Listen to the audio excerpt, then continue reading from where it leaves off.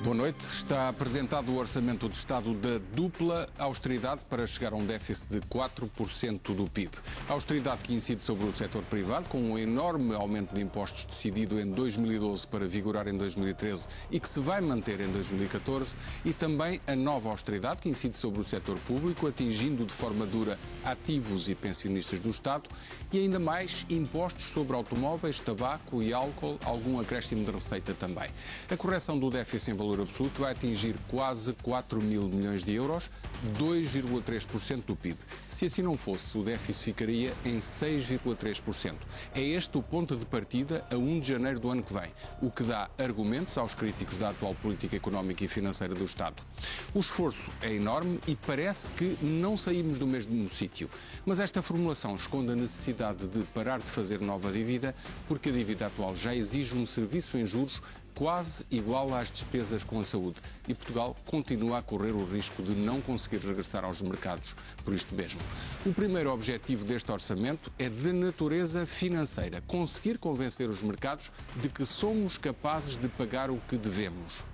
Convidados desta edição, António Saraiva, presidente da Confederação da Indústria Portuguesa, Betancourt Picanço, presidente do Sindicato dos Quadros Técnicos do Estado, Tiago Caiado Guerreiro, especialista de assuntos fiscais, e também Ricardo Costa, jornalista, diretor do Expresso. Mas, senhores, boa noite. Começo por si, António Saraiva. Eu pergunto-lhe, disse que este orçamento não tem aquelas medidas que seriam necessárias, estão muito longe de conciliar o equilíbrio das finanças públicas e o fomento do crescimento económico. O que é que quer dizer com isto? Mais uma vez assistimos a uma carga de tributação que não esperávamos com esta magnitude e recordo-me que há uns tempos atrás 2 ministros nos anunciaram com pompa e circunstância que era chegado o tempo do crescimento económico. Não vemos, apesar do fomento que foi apresentado por ministro Álvaro Santos Pereira, não vemos sinais de crescimento económico, não vemos que a par destas medidas existam medidas, se promovam reformas, se dê um ambiente às empresas para agilizarem investimentos, promoverem crescimento, e é por isso que eu digo que fica aquém da expectativa de conciliar o reequilíbrio das finanças públicas com o crescimento, que continua, na nossa perspectiva, a faltar o crescimento económico. Mas não estava à espera disso, de políticas de estímulo nesta conjuntura, certo? Nesta conjuntura não estávamos à espera disso, mas estávamos pelo menos à espera de alguns sinais nesse sentido, porque se era chegado o tempo do crescimento, e sendo certo que sem crescimento não resolveremos os nossos problemas, focar apenas na consolidação das contas públicas, sem atender a fenómenos de crescimento económico, ou pelo menos a gerar um ambiente para que esse crescimento possa ocorrer, parece-nos coxo e é mais do mesmo, receando que não descolemos, porque mantemos este clima de austeridade, não damos sinais às empresas. Não há viragem de ciclo nenhuma. Não há viragem de ciclo nenhuma e, como diria o professor Adriano Moreira, esta fadiga fiscal a que estamos sujeitos, receio que tenhamos atingido há muito esta fadiga fiscal e virmos outra vez pelo lado da arrecadação de receita, na ordem dos 1.000 milhões de euros, como este orçamento nos apresenta, sem estímulos à economia. É evidente que temos que reconhecer um pequeno estímulo com a questão do IRC e a descida gradual do IRC no seguimento da proposta que a Comissão liderada por António Lobo Xavier apresentou. Mas o IRC terá efeitos em 2015, porque entrando em vigor em 2014, é em 2015 que ele terá efeitos nos rendimentos coletivos que vierem a gerar-se em 2014, mas é uma redução gradual. Ele hoje situa-se, como sabemos, na ordem dos 31,5%, 25% de IRC mais as derramas estadual e municipal, reduzido dos 31,5% para 23%. É de facto um sinal, é uma esperança, mas estamos a dar pouco àquilo que a economia necessita, porque a reforma da justiça económica, os licenciamentos industriais, o pagamento das dívidas a tempo e horas e desde logo a do próprio Estado à economia. Enfim, há aqui um conjunto de regras. Nada disso ainda está resolvido, ou pelo menos com o ritmo que seria necessário. Ou pelo menos não se vislumbram medidas nesse sentido. Betancourt Picanço, a fadiga fiscal e também das carteiras. Neste caso é direto. Não entra lá o suficiente, entra muito menos, não é? Eu diria que aquilo que temos e aquilo que perspectiva esta proposta de orçamento de Estado é um desastre para o país, em termos de equilíbrio das contas, um desastre para o país pelas medidas que faltam para o desenvolvimento da economia, um desastre para o país em termos daquilo que significa um ataque à própria administração pública, condição essencial para que o país possa funcionar. Mas aqui para em nós não quaisquer estava à das espera medidas. de outra coisa. Já sabia que havia um contornar daquilo que tinham sido os sucessivos chumbos do Tribunal Constitucional, que iriam cair fatalmente na mesma área de despesa, nomeadamente salários e pensões. Os chumbos do Tribunal Constitucional aconselhariam a um repensar das medidas e foi isso que não foi feito. O procurar dar a volta às medidas que foram chumbadas, encontrando novas medidas que obviamente voltarão a ser chumbadas, não é manifestamente... Obviamente voltarão a ser chumbadas, como é óbvio, não são solução. Visto, a não ser que essa seja a intenção política do Governo, procurar arranjar um alibi para outra solução política que não aquela que temos hoje. Portanto, aquilo que, para mim, é mais complicado e é surpreendente é um ataque permanente àquilo que era fundamental procurar enquadrar para ajudar a resolver os problemas que nós temos. Leva-nos a outra discussão, que são os tais célebres 70% de despesa entre salários e pensões, e não saímos disto. Leva-nos àquilo que nós esperaríamos, que foi anunciado, como já vi escrito, há 9 meses. E 9 meses é o tempo normal para dar à luz também vai alguma pedir a coisa. reforma estrutural do Estado, é? Não. O programa apresentado para discussão pública. De reforma da despesa estrutural do Estado. Não, de reforma do Estado. Sim, está bem. Quais são as reforma medidas do Estado. de reforma do Estado? Eu acrescento já a despesa estrutural porque leva sempre ao mesmo, como já sabemos. Não. O que está aqui em causa é a reforma do Estado para pôr não o vai Estado... querer que essa reforma seja só mudar nomes e manter a mesma estrutura de custos, porque senão não resolvemos o Era problema. algo que respondesse àquilo que vem sendo, que foi agora apresentado e posto em cima da mesa. Isto é, pôr a administração a funcionar para que a economia não tenha alibi nenhum, para que as coisas não batam certo no fim. Cortes acima de 600 euros e uma justificação de que não há um escalão de cortes de 15%, que é para não incentivar ainda mais os quadros altamente qualificados para fugirem da administração do Estado, dito por outras palavras, para ficarem lá. Isto faz sentido? Faz, com certeza, com estas medidas, só se os quadros não puderem sair. Como é óbvio, Portanto, todo o está a pessoal... ironizar. Eles vão todos embora os que puderem. Como é óbvio, todos os quadros que puderem abandonarão a administração pública. Mas isso, pública. se calhar, resolve o problema. Se calhar é essa a intenção. Não, quando nós dizemos que o grande problema do país é a situação demográfica que leva a que para haver 1,5 ativo só temos um aposentado, como é óbvio, nós não vamos lá com este número de trabalhadores no nosso país. Já voltamos a esta temática. Tiago Caiado Guerreiro, em relação àquilo que é o que se pensava ser o enorme aumento de impostos, que continuasse e não agravasse, pelos vistos há ali mais uns 400, 500 milhões diretos de aumento de receita fiscal e indiretos vão até 1.000 milhões de euros, como dissemos. Sim, nós temos aqui um problema que é, nós temos para o nosso grau de desenvolvimento, temos impostos elevadíssimos. Eles são mantidos e são agravados.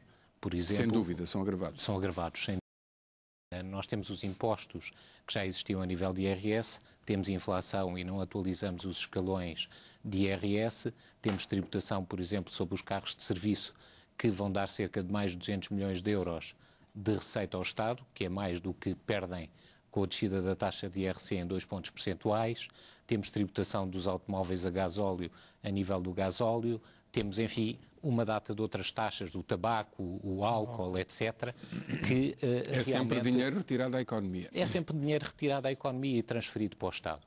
E por isso é muito complicado. Temos partes positivas, a reforma do IRC vem descer efetivamente da taxa de tributação, tornando Portugal um bocadinho mais competitivo. A nível do regime das holdings, põe Portugal eventualmente como uma possibilidade de plataforma para o mundo português. Não esquecermos que são 400 milhões de pessoas que falam português, é a quarta língua mais falada do mundo. O Brasil é a quinta maior economia do mundo, ou sexta, com a variação do real, nunca sabemos. Mas quer dizer, Portugal pode ser uma plataforma extraordinária em termos de oportunidade. Há sempre duas leituras para um advogado de negócios. Há essa parte que é positiva e que boa parte da sociedade portuguesa diz lá está o capital a escapar mais uma vez, até tem mais facilidade e o trabalho a ser mais penalizado. Por exemplo, no aumento de anos da possibilidade de dedução dos prejuízos fiscais.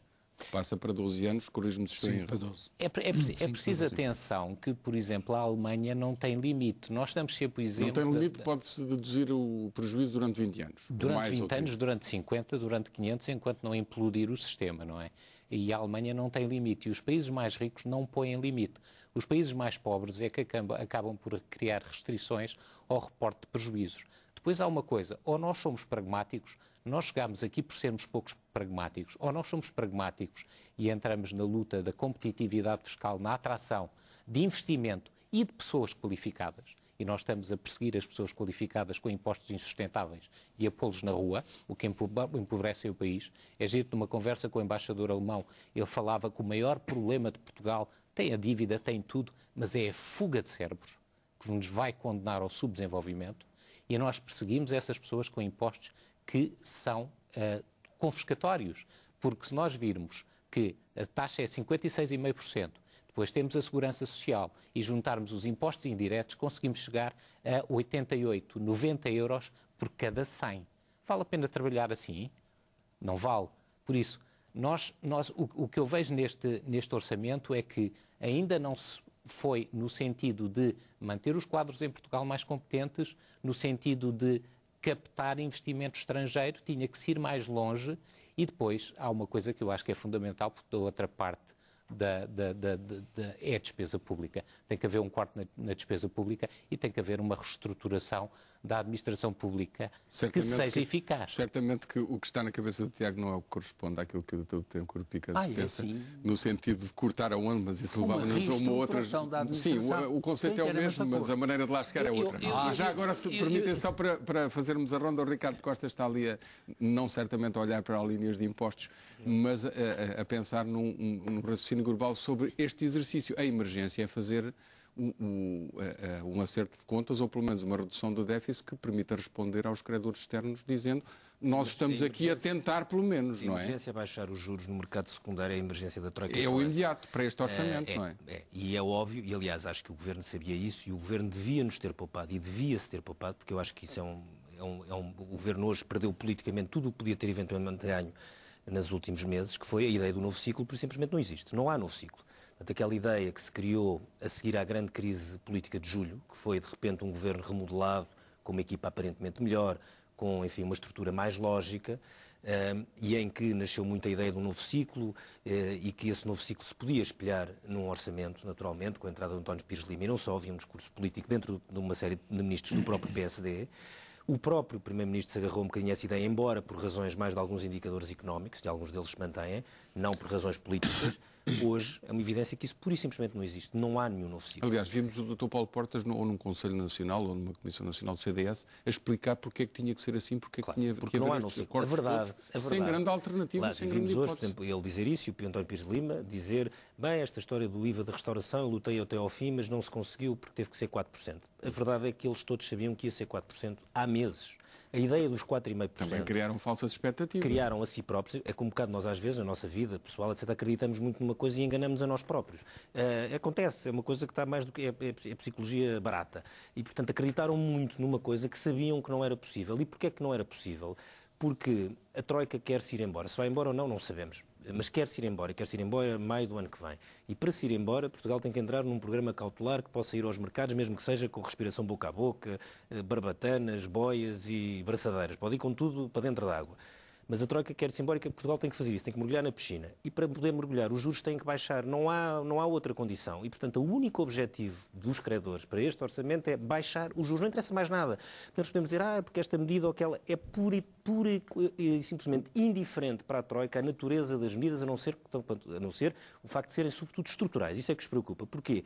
O que querem o sinal, e é provável que consigam, vamos lá ver agora qual é o efeito dos mercados, qual é a reação dos mercados, que podem, assim, variam muito, é que assim como a Irlanda sai do programa a partir de 15 de dezembro, é um bocado a ideia de começar-se a criar e a trabalhar-se a nível europeu, a ideia de que Portugal está em condições de regressar a taxas de juros parecidas às que tinha em maio, junho, antes da crise. Não entrando em especificações técnicas, mas eu ouvi, e vou dizer a palavra desculpa, ouvi uma desculpa para se fazer para se reduzir o limite a partir do qual o imposto sobre veículos aumenta, salvo erro, de 0,03 para 0,02 da emissão, exatamente, que é uma preocupação ambiental. E ao lado, ao mesmo tempo, aliás, o Tiago falou nisso, acontece uma subida, uma passagem dos carros elétricos de 5% de tributação autónoma, 5% para a taxa normal, que pode ir até 23%. E, portanto, o critério é completamente diferente um do outro. Portanto, é a mesma conclusão. Leva a que não interessa o argumento. O que interessa é lá chegar. Numa situação de emergência não há coerência. Numa situação de emergência não há coerência. Há medidas é o que estamos a assistir para conseguir chegar a um valor. Politicamente não é fácil de avaliar, mas eu acho que o CDS perdeu imenso neste processo. Perdeu? Acho que o CDS perdeu imenso neste processo. Porque se contradisse. E atenção, quando estamos a falar de um partido que tem uma votação estruturalmente baixa e que às vezes sobe um bocadinho, outras vezes desce, é o risco. Acho que este processo correu muito mal ao CDS desde julho, embora tenha ganho poder dentro do governo. Esse poder não se verificou, não se materializou em rigorosamente nada neste Orçamento de Estado. Nem lá fora, nem cá dentro, no âmbito do Conselho de Ministros. Não há nada que nós vejamos neste Orçamento de Estado que tenha beneficiado dessa eventual recomposição de poder que muitas pessoas, histérica e precipitadamente, diziam em julho, isto agora é um governo do CDS. As pessoas não sabiam o que estava a falar, não era um governo do CDS, e a verdade é que, apesar do CDS ter um bocadinho mais de peso no governo, e tem, eu acho que isso não se materializou em nada, e eu acho que isso vai ser uma coisa que o CDS pode pagar nas urnas, sobretudo por uma razão. O CDS é um partido que nos últimos 10, 15 anos foi adaptando muito o seu eleitorado de eleição para eleição. Mudou muito. Na altura que eram as pessoas, que eram os mais idosos, depois eram os ex-combatentes, depois eram as pessoas da lavoura, foi andando nas últimas, virou-se muito mais para um eleitorado urbano e jovem. E o problema é que com essas adaptações táticas vai sucessivamente perdendo o seu eleitorado se não o conseguir manter para a eleição seguinte. E eu, neste momento, não sei exatamente para que partido, para que eleitorado é que o CDS perde. Depois, só para terminar, em relação ao PSD, e nós vamos ver isto provavelmente nas europeias, onde os dois partidos vão juntos, e é uma questão política, mas acho que este orçamento vai-se começar a sentir politicamente. Acho que é, enfim, só num sonho é que o governo ganha as eleições europeias, e aí vai-se começar a sentir um grande peso político, porque o Orçamento de Estado do próximo ano vai ser muito parecido com este. E isso depois é uma condenação política de qualquer governo, como aliás em todos os governos da Europa. Isso toca no andamento da nossa economia. António Saraiva, o que nós vemos é de facto um orçamento que traz mais austeridade, são 2 pacotes na prática, mas ao mesmo tempo é anunciado e vai ser aplicado ao mesmo tempo que se multiplicam sinais, alguns pequenos, outros já nem tão pequenos assim, de uma retoma económica. E portanto apetece dizer, vem aí, ou há sinais de que vem aí a retoma, apesar das maldades do orçamento. Pergunto eu, conhece bem a vida das empresas, aquilo que é o impacto em procura interna e em redução de despesa pública, obviamente, vai anular essa anunciada retoma?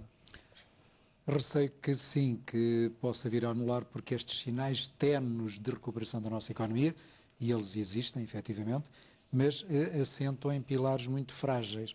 As nossas exportações, retirando o efeito da refinação, de facto, estamos a exportar mais e para diferentes mercados.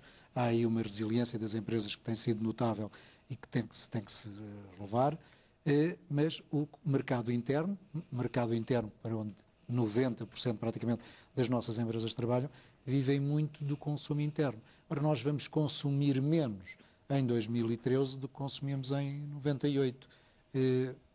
Há aqui qualquer coisa que tem que ser acalculado. Se substituirmos importações, não é só o exportar, também é o substituir importações. É uma política correta substituir importações por fabrico interno, sim, mas substituir importações para dar condições às empresas nacionais para produzirem internamente, temos que de condições para que isso se verifique. Leva-nos a muitas outras coisas, leva-nos a muitas outras variáveis, a falta de crédito, as condições que falávamos há pouco, sim, e que eu não me canso de repetir, do licenciamento, da burocracia asfixiante, enfim, de um conjunto de condições, para que elas tenham efetivamente condições para... Mas há caminho, e eu dou sempre este exemplo, que se nós olharmos para os 12 principais setores exportadores, constatamos que eles são simultaneamente os principais setores importadores. Se dentro destes setores analisarmos as empresas que são exportadoras e importadoras em simultâneo, deveríamos avaliar o que é que elas estão a importar e o que é que pode ser feito internamente para substituir essas importações. E há casos concretos, e já foram dados, quer o Ministro Álvaro, quer agora o Ministro António Pires de Lima, onde isso podia acontecer. O caso da Portcel com a Mídia Copan, por exemplo, é um dos exemplos. Podíamos fabricar, produzir mais internamente, com o emprego que isso podia gerar, com a substituição das importações, só que o clima de receio, o clima de desconfiança que existe, porque é um clique, a confiança e muito... António, há uma coisa que tem que ter em conta, atenção, no caso das exportações, não dá para fazer a conta, mas a questão de Angola pode vir a pesar nas exportações no próximo ano. Ricardo, é verdade que sim, mas eu Angola acho que é um episódio que o tempo vai esbater. Eu espero que sim. Desejo convictamente que sim. Mas pode ter algum efeito. Porque vem aqui algum acumular de tensão, enfim, com esta questão da justiça, os segredos de justiça. Porque se esqueça que Portugal cresceu muito na Venezuela por diminuição da Espanha, depois do porque não te calhas. Ou seja, eu também espero que a coisa passe. Vai ter um efeito pode ter algum efeito de substituição de empresas a favor de Espanha e de outras. Eu quero pensar que não, mas já agora Angola, falar de uma coisa. Angola é o nosso quarto tem uma mercado. quantidade de iniciativas de relações com Angola. As câmaras de comércio passa despercebido. Com Angola, nós temos lá mais conferências e coisas que o que temos cá em Portugal. Por isso, a Passa-nos Espanha, mas é bem lembrado aqui. Mas dizer, para terminar, António Saraiva, de facto, e temos que ter com ele algum cuidado, ou cuidados acrescidos. É a minha convicção, Ricardo, que o tempo vai esbater esta tensão e que as nossas empresas que estão em Angola não serão prejudicadas e que, igualmente, os investimentos angolanos em Portugal estarão minimamente ou meio assegurados. Vamos esperar que o tempo resolva isso, porque seria penalizador para as nossas exportações, sendo Angola o nosso quarto mercado, que ocorresse por essa via alguma tensão. Só uma linha para terminar o raciocínio anterior. Desenganemo-nos, porque não vai ser um ano, nem 2, nem 3, serão 10 ou se calhar 20 ou 30, em que não vai haver mais estímulos do ponto de vista do Estado de gastar dinheiro na economia para incentivar, alargando os cordões à Bolsa. Também por causa da amortização de dívida que aí vem. Acho exagerado ter tantos anos. Mas seguramente que nos próximos 5 a 10 teremos dificuldades acrescidas para retomar a nossa economia. Tem cor picante. Diga-me, o que é que vai fazer, o que é que vão fazer, o que é que as estruturas sindicais que trabalham diretamente na administração e com a administração pública vão fazer? Pergunto-lhe muito diretamente, olhos nos olhos. Vão boicotar a máquina? Ou não pensam assim? Vão colaborar, embora com um sentimento de injustiça profundo? Os trabalhadores da administração pública não têm outra saída que não seja colaborar com a máquina. Colaborar com a máquina naquilo em que lhes é possível colaborar com a máquina. Esperariam ter um diálogo com o Governo de modo a demonstrar os caminhos para modernizar a máquina e responder àquelas que são as necessidades das empresas? Zero. Está fechado. Esperávamos colaborar e chegar ao diálogo com o Governo de modo a modificar algumas das medidas que aí são postas no orçamento? O diálogo é zero. Mesmo quando as medidas são objeto de inconstitucionalidades do Tribunal Constitucional e devolvidas pelo Presidente da República à Assembleia, os grupos parlamentares que suportam o Governo dão-se ainda ao trabalho de alterar os diplomas, tornando-os ainda piores do que já estavam antes. Se fosse governante? Como é que resolveria? Eu procuraria resolver os problemas do país. E resolver os problemas... É demasiado genérico. Não é. Resolver os problemas do país com as pessoas. Nós hoje olhamos para o país e vemos um governo totalmente ao lado, sentado lá em cima, e os portugueses todos reclamando cá em baixo. Ora, para se chamar a isto de democracia, é preciso uma grande força de vontade e ir aos princípios. Mas um governo que é capaz de estar 4 anos a governar e manifesta uma total insensibilidade pelo que as organizações representativas dos trabalhadores ou dos empregadores dizem, é obviamente um governo que não vai levar o país a bom porto e todos nós gostaríamos que o fizesse. E em termos de organização sindical representativa de trabalhadores e de trabalhadores qualificados na administração pública, é para nós triste que as questões que nós suscitamos e que poderiam melhorar o funcionamento da administração, podiam acabar com as filas de pessoas que esperam para ser atendidas e esperam respostas dos serviços e respostas aos seus problemas e não as têm.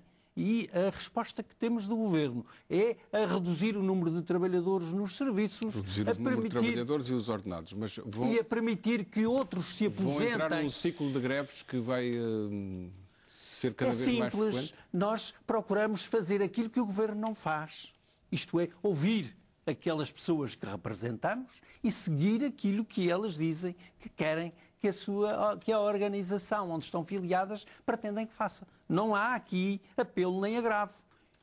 Não podemos, em termos de organizações, ser surdos e mudos àquilo que aqueles que representamos desejam que se faça. Os caminhos têm que ser caminhos... Mas já percebeu que 2015 e 2016 Não haverá o retomar ou o levantar do novo regime de cortes na administração pública, a não ser por intervenção do Tribunal Constitucional, por vontade do Governo e da Ministra das Finanças, ela disse muito concretamente.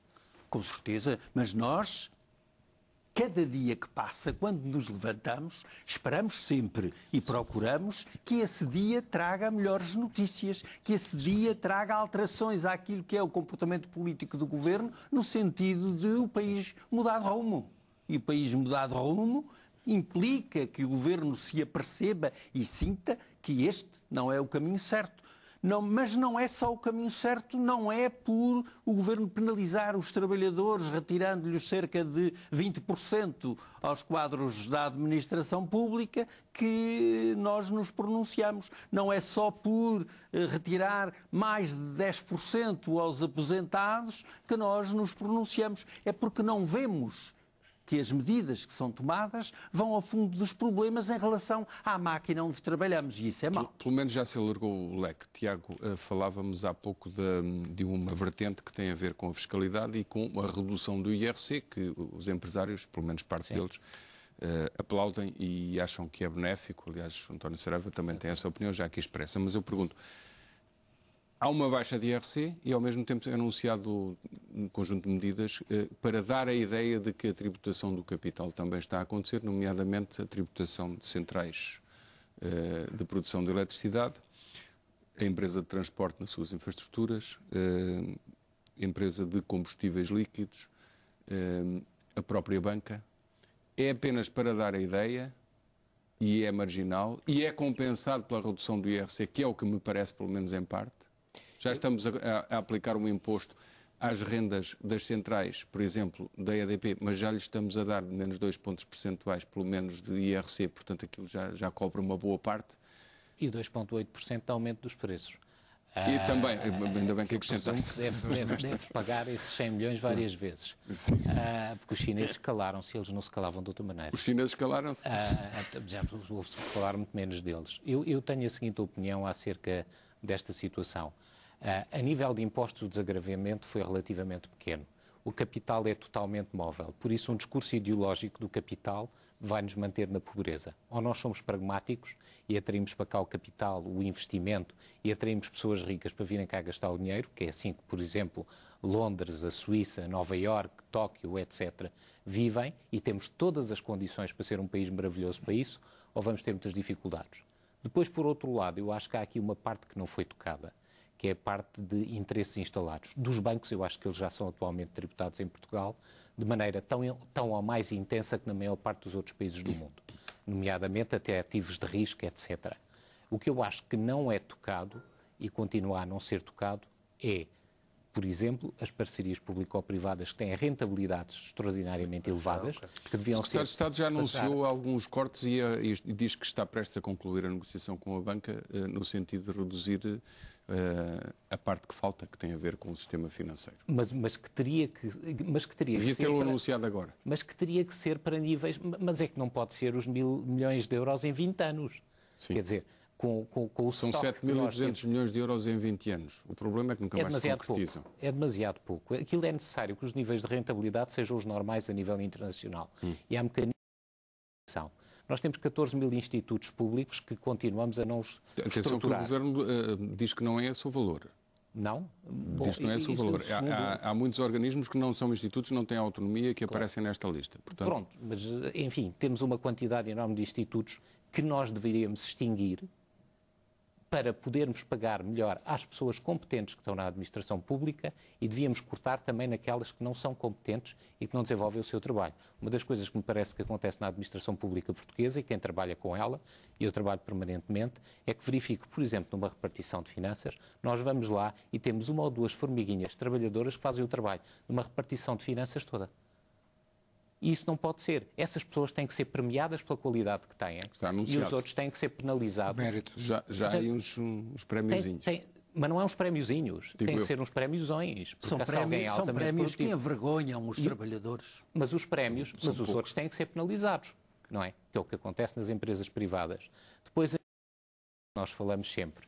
É assim, eu acho que nós não vamos lá pela tributação. Nós vamos lá para beneficiar as empresas e beneficiar os consumidores é pela criação de políticas e sistemas de concorrência e descidas de preços que permitam aumentar a competitividade da economia. Só se for a tabular, que é uma coisa que os economistas Tiago, e os liberais não querem ouvir falar. Eu digo isso muitas vezes aqui. Acho que há aqui uma coisa mais perigosa ao nível da administração pública, que é estes cortes por igual, sem ter sido feita nem desenhada a pseudo-eventual reforma da administração pública, vai levantar um problema, como é óbvio, ao cortar-se por igual. Muito mais eu não concordo consigo nessa questão eu acho que há muito essa ideia feita uns trabalhos no trabalho. Eu acho que a administração pública, e conheço relativamente bem, muita gente trabalha na administração pública, é muito um espelho também do que são a maior parte das empresas privadas, ou a grande parte das empresas privadas.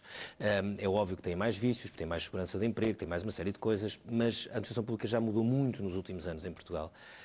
Tem muito mais eficiência numa série de áreas. Nem vale a pena pensar no que era o serviço da administração pública há 15, 20 anos. Mas nós não podemos tratar todas as pessoas como igual. Nós temos de tratar os melhores e há uma coisa, de melhor maneira e os outros pior. Mas, não pode ser. Tiago, há muito uma coisa da ideia de que o Estado é uma empresa e o Estado não é uma empresa. Há uma grande diferença. As empresas fecham, abrem, renascem, fundem-se. Os Estados isso não acontece, felizmente. Ou quando acontece, acontecia muito noutros séculos, agora felizmente menos.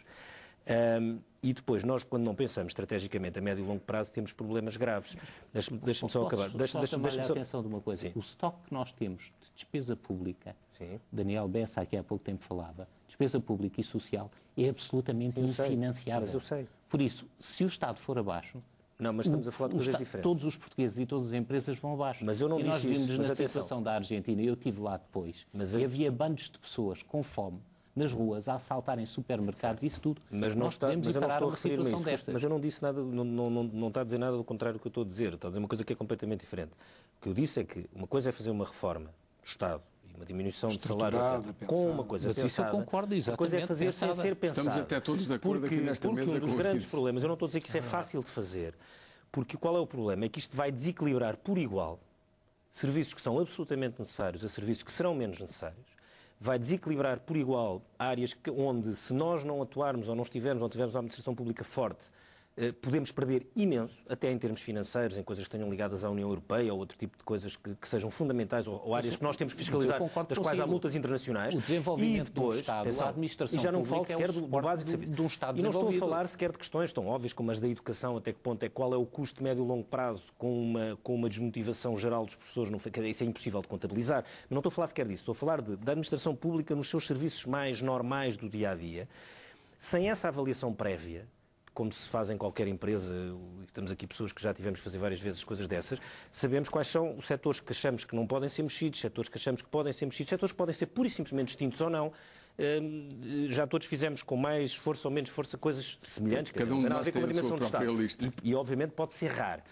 Mas há escolhas. E o problema de não haver escolhas e não haver pensamento de médio prazo é que se ganha, faz-se o corte e tem-se perdas que são incomensuravelmente superiores às perdas aritméticas só da soma do que se poupou. Mas isso já estamos a ter agora com estes cortes, por exemplo, nos salários. E isto é muito importante.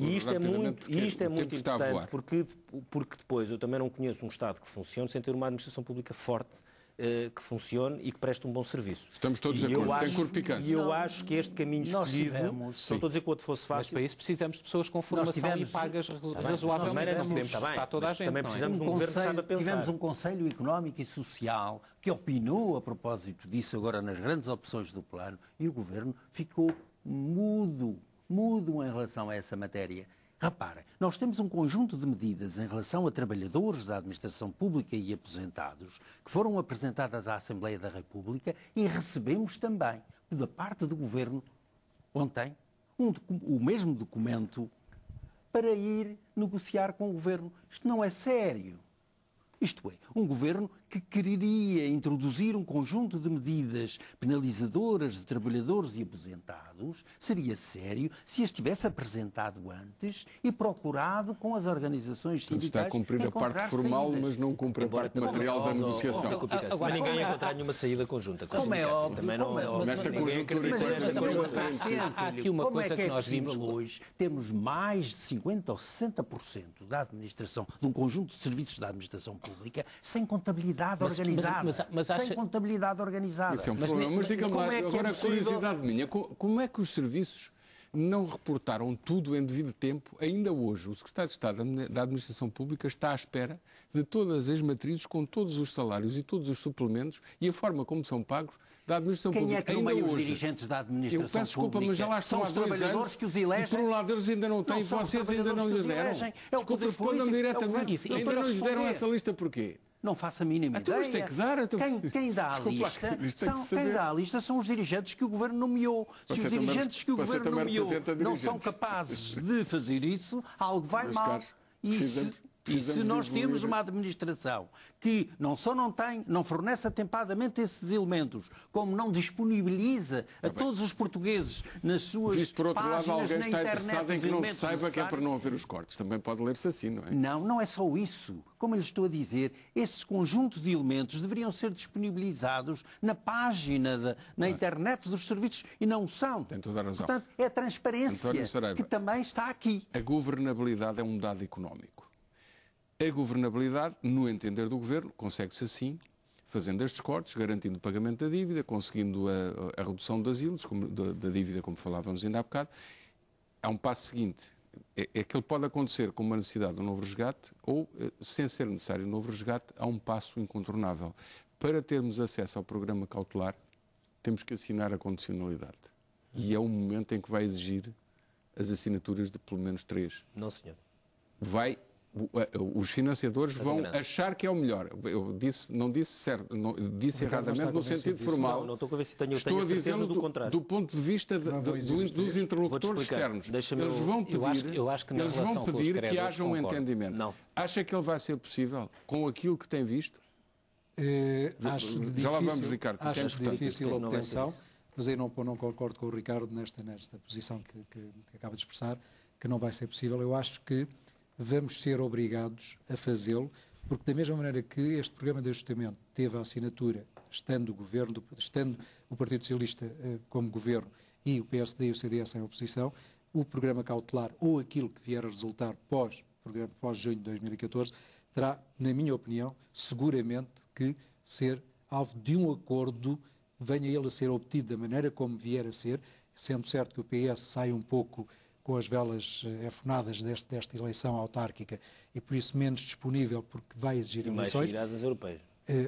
Temos ainda as Mas europeias vai por ter que meio. fazê-lo, vai ter que assinar alguma coisa. Eu acho que vai ter que assinar, porque não estou a ver que os nossos criadores não exijam o bom senso de nós nos entendermos num Continuidade. programa de ajuda que vamos necessitar, independentemente do desenho que ele venha a ter. Eu também A questão é me parece. saber se o fará num quadro de eleições ou se é possível, e aí acho muito mais pouco provável, que o faça sem eleições. Até porque há pouco confidenciava aqui com o Tiago a questão do Tribunal Constitucional. O Tempo Republicano há pouco dizia que seguramente, obviamente, empregando a sua expressão, o Tribunal Constitucional iria chumbar algumas destas medidas. Se o Tribunal Constitucional chumbar algumas destas medidas e este orçamento ficar ferido de morte, eu tenho sérias dúvidas que o Governo se mantenha depois de mais um chumbo E os constitucional. credores querem uma coisa, não é? E nós relacionamos Tiago, também achas muito que vai com ser necessário esse entendimento? Eu acho Antes que é do necessário Ricardo explicar, porque acho que é ele tem necessário o informação. entendimento. Acho Não, que não dá, é informação, acho é que dá dedução. dá um peso de Portugal extraordinariamente importante. Acho que os credores não veem a um ano, veem a vários anos, por isso querem continuidade, querem que na alternância do poder se mantenha alguém que vá seguir um determinado padrão que lhes possa repagar a dívida. E vão exigir essa assinatura conjunta. Eu acho que eles vão exigir e vão pressionar extraordinariamente nisso. Também E me acho outra parece. coisa, que é a responsabilidade dos partidos todos, porque se não ter uma posição de força relativamente a credores, não podemos estar divididos. Na estratégia de guerra, Sun Tzu, Cameron, Napoleão, etc., a divisão é a maior forma de conquista. Exatamente. Se nós não temos união, o que a Irlanda fez foi unir-se. A Irlanda é um exemplo. Se nós não temos união entre nós nunca vamos conseguir lutar contra os credores e Ricardo, obter resultados. Explica lá porque é que não é necessário. Não é uma questão de explicar, é assim, Na tua opinião, são dois cenários. É assim, se houver um resgate clássico, como foi o primeiro, aí sim vai ter que haver assinatura dos 3 partidos. Estávamos a excluir essa Mas espera aí, hipótese. calma. No programa Mas não, cautelar. mas espera, deixa, porque isto é preciso perceber. Mas o Primeiro, Ricardo, quando diz que o Tribunal Europeu, se houver um resgate é porque admite o resgate. Deixa-me acabar, porque isto demora um minuto. Se houver resgate, terá que haver, obviamente, a assinatura dos 3 partidos que assinaram em 2011, mas há eleições em 2014, porque o PS só assina exigindo eleições imediatas. Sim. E, portanto, se houver resgate, é um falhanço de política, há a assinatura dos três e há eleições em 2014. Esclarecido. Pronto, e se não houver resgate, se não houver resgate, há um programa cautelar. No programa cautelar, uma das coisas óbvias do programa cautelar é dizer que só há eleições em 2015. A partir desse momento basta a assinatura dos dois, porque o horizonte é de 1 ano e 4 meses até eleições. E os credores vão aceitar isso? Vão, porque o horizonte até eleições é do mínimo. Mas o programa vai continuar para lá de 2015. Se tu reparares, há um padrão nos credores internacionais que é exigirem a assinatura do maior número de partidos quando há eleições ao virar da esquina, em todos os países. Quando as eleições são num prazo mais longo, já não se exige apenas ao governo que está em funções. Se for um programa cautelar, em maio do ano que vem, está um governo em funções que tem uma maioria sólida. E as eleições serão só em setembro ou outubro de 2015. Mas isso é um ano e um, são um ano e 4 meses. Trimestre depois. São 1 ano e 4 meses. 1 ano e 4 meses. A tua regra exigia Não. Porque não vai ao virar da esquina. Tem 1 ano e 4 meses. Aí um fator importante que se chama Tribunal Constitucional que desequilibra. Eu estou a falar. O Tribunal Constitucional pode. Esse o Tribunal Constitucional desequilibra. Vamos lá ver e torna cada vez mais importante a assinatura dos vários partidos. Primeira coisa que o Tribunal Constitucional. É que o Tribunal Constitucional aqui, nós não temos só um governo, temos o Tribunal Constitucional e o governo a governar-nos. A primeira coisa que o Tribunal Constitucional pode desequilibrar é o próprio orçamento que tivemos aqui a discutir. Portanto, antes disto tudo.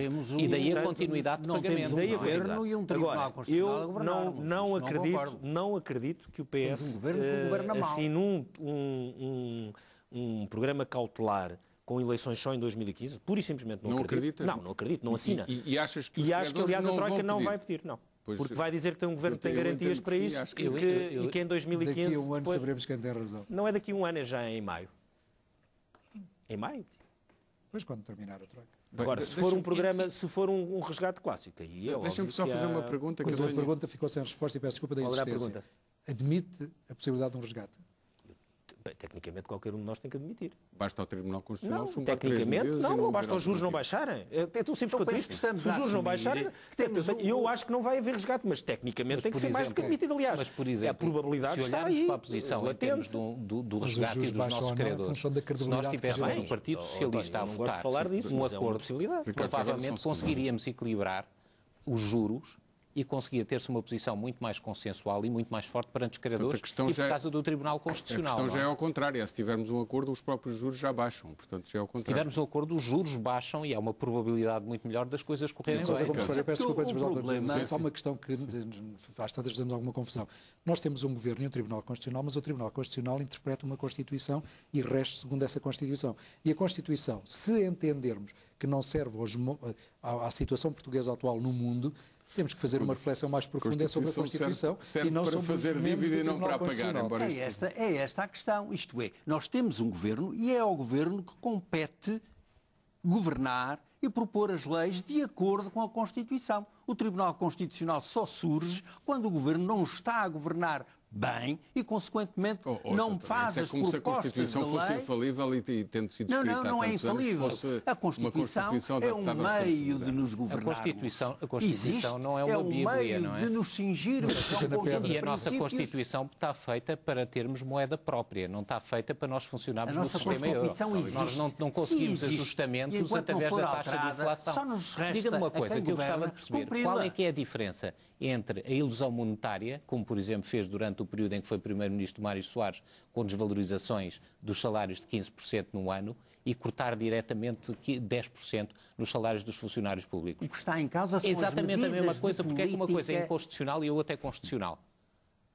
É que é exatamente a mesma coisa em termos reais, não é? Eu não resisto, tenho que dizer, há muita gente a dizer que saímos do euro e que se faça uma política de não é isso que eu digo. Eu digo que temos que nos manter no euro e adequar as medidas que são assumidas. Uma desvalorização de 50% a 60%, os ativos dos bancos, as contas bancárias desvalorizaram em 70% e por aí fora, atenção. É para isto são que nós coisas temos muito um governo. sérias. Exatamente. Nós temos um governo para preparar as medidas adequadas às situações que temos e, consequentemente, às leis, nomeadamente às que ao Tribunal Constitucional compete zelar por. Tenho que fazer uma pergunta que acho que vamos recordar daqui a uns tempos. Pergunta e resposta. E se as Fitch e Standard & Poor's desta vida, mesmo apesar deste orçamento, daqui a pouco tempo disserem vamos baixar-vos o rating? Eu produzo o efeito que o Ricardo dizia, os juros não baixam e terão tendência, a partir desse momento, para nos exigirem mais, e aí temos um problema que... provavelmente aquilo que nenhum de nós gosta de falar, que é um segundo resgate, é um cenário mais provável. É que eles continuam a falar e a insistir no Tribunal Constitucional e nos receios de que as coisas não sejam cumpridas como é dito agora. Se nós tivermos um downgrade e as pessoas esquecem-se disto, nós estamos nas mãos dos credores. Porque nós dependemos totalmente deles e se não tivermos as injeções de capital deles, não temos dinheiro para pagar salários, para pagar hospitais, para pagar isso. As pessoas não gostam de ouvir isto, mas é o que se passa. Se nós tivermos um downgrade e se não fizermos aquilo que eles querem, porque nós é que nos colocamos nessa posição, pura e simplesmente nós entramos numa situação de roda livre, de perda, de desorientação. Eles podem-nos fazer um bocadinho o que fizeram na Grécia, que é chantagem, até aprovarmos tudo e mais alguma coisa. Por isso, ou nós aproveitamos esta oportunidade para ter bom senso e para conseguir fazer algumas reformas, e eu acho que aí o PS devia juntar-se e assinar um acordo com a Troika. Ou então eles baixam mesmo o rating. Acho que há uma elevada probabilidade. E os credores não têm sentimentos.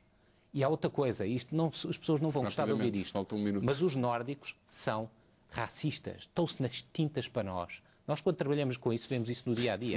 E as pessoas não gostam de ouvir isto. O nosso Presidente foi lá pela segunda vez no espaço de 2 anos a ouvir dizer mas vocês gastam demais, vocês... Foi há poucos dias no Clube de Arraiolos. Ricardo, receio destas agências acho que aí a resposta vai ser europeia, ou seja, vai ser muito a posição do BCE e da Comissão que vão determinar totalmente o andamento das agências de rating e não as nossas contas.